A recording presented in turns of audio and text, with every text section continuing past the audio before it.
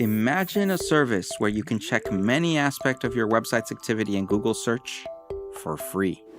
You could find out how many users visit your site from Google Search, which queries bring people to your websites, or how your website appears on Google Search. Well, there's good news. This service already exists, and it's called Google Search Console. If you're a business owner and you have a website, Google Search Console is for you.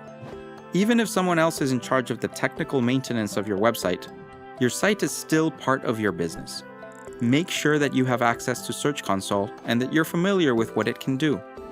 Learning about how your website is performing in search results will help you make informed business decisions, and will help you become more aware of how to use search as a channel for connecting with your potential and actual customers. So what can Search Console do for your online business? It helps you understand whether your site is on Google and how Google Search and the world sees it. Search Console includes a wealth of information.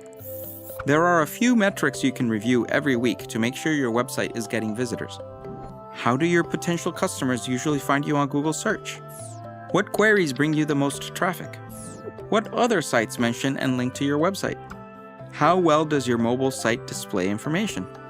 Search Console allows you to submit new content to Google and to remove content that you don't want to show in search results. You can also monitor the health of your website. Search Console will warn you if we detect that your website has been infected by malware or if it has any spam issues.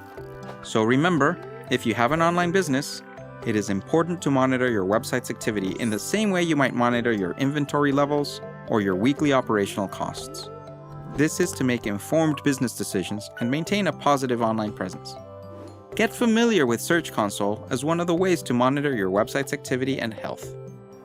In the next episode, we'll offer 5 essential tips on how to make sure your website appears on search. If you liked this video, like it, share it, and comment. And we'll see you soon.